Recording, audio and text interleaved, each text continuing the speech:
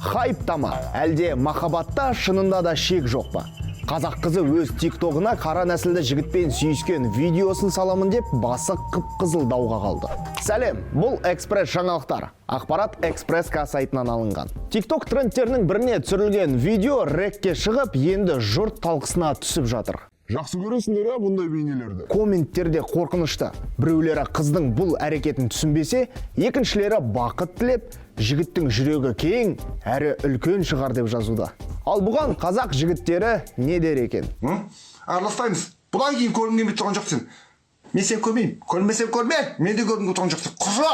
Естеріңізде ме? Бұған дейін интернетте қазақ қызын алып отырып, қалың малға 10 миллион теңге берген араб.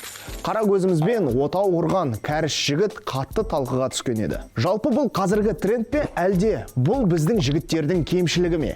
Ой түбінде жатқан неге деген сұраққа кім жауап